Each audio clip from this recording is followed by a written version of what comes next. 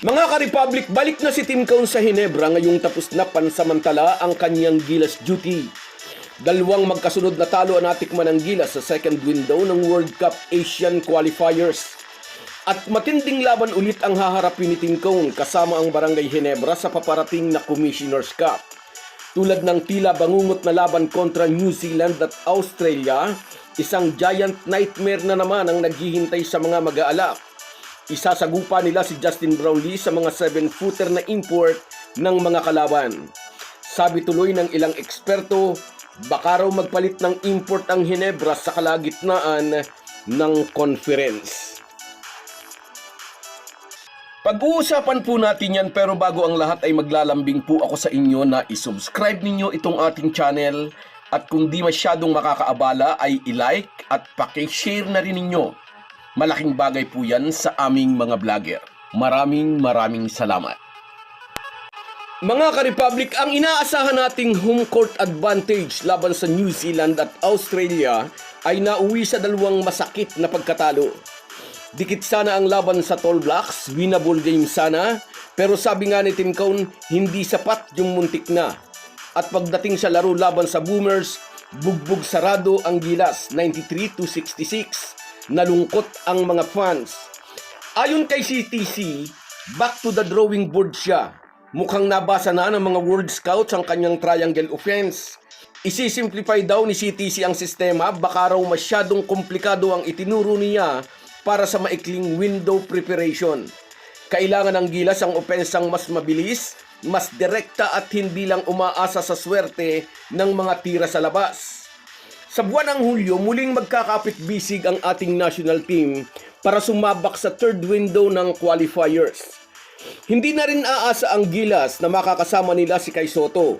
Wala sa isip ni Sotto ang national duty, uunahin muna niya ang pangarap na makatuntong sa NBA. Bali-balitang babalik siya sa USNCAA habang yung mga dati niyang kasabayan tulad ng Phil-Am na si Jalen Green namamayagpag na sa NBA.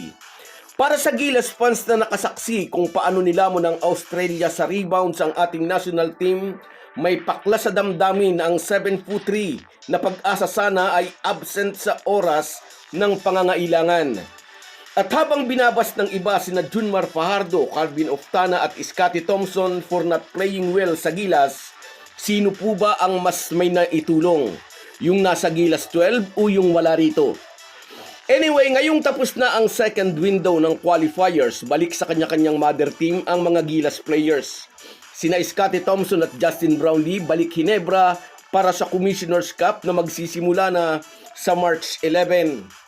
Unlimited height para sa mga import ang paparating na conference. Magiging pinakamatangkad na import si Samuel Diguara ng guest team Macau Blackbirds, 7'6".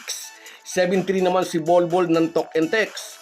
Kylor Kelly ng Converge, 7-footer.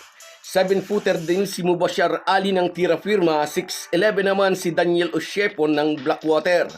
At ang SMB, ipaparada ang 6'11" na si Marcus Lee, isang matibay na rim protector. Sa kabila ng mga higanting import na ito, na kinuha ng ibang team, nag-stick si Tim Cone sa 6'6" na si Justin Brownlee. Sabi pa nga ng iba, 6'5" lang daw si JB. Bukod sa magti-38 na si Brownlee, katatapos lang din niya sa Gilas duty. Naglaro pa yan sa East Asia Super League para sa kupunan ng Meralco bago ang second window ng qualifiers. Bugbog sarado at ngayon kailangan niyang makipaggitgitan sa mga higanting import ng kalaban. Dihadong-dihado na agad sabi ng mga fans. Ngayon ang tanong, kaya ba ng Hinebra?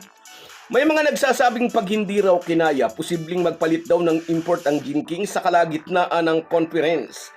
Halimbawa raw na mabubugbog talaga ang Ginking, salimbawang nagtala sila ng record na isang panalo kontra 4 na talo o kaya ay 0-5 start, baka raw magbago ang isip ni Tim Cone. Baka mapilitang kumuha ng replacement import na magiging mahirap ding gawin. Considering na si Justin Brownlee ang naturalized player ng Gilas at kung aalisin nila ito sa Hinebra sa kalagitnaan ng conference, baka mawala ito sa playing condition para sa third window ng qualifiers sa buwan ng Hulyo. Hindi gugustuhin ni Tim Cone na mawala sa kondisyon ang kanyang star player sa Gilas lineup. Kung dihado man si Brownlee laban sa naglalakihang import ng mga kalabang team, maghahanap na lang ng paraan si Tim Cone para itago si JB sa depensa.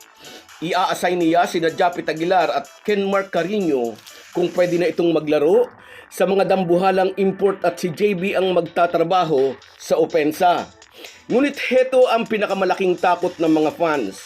Sa tindi ng pisikalan laban sa mga 7-footers, baka mabugbog ang tuhod at likod ni Brownlee. Kung mangyayari yan, kailangan talaga nilang kumuha ng replacement import.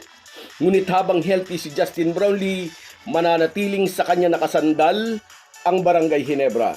So guys, yan lang muna. Hanggang sa muli.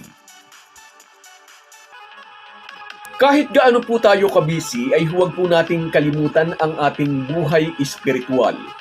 Lagi po tayong magpasalamat sa bawat araw na dagdag sa ating buhay. Malaki po ang maitutulong ng pananalangin araw-araw. Isang paalala po mula sa inyong Halo Halo Sports Republic.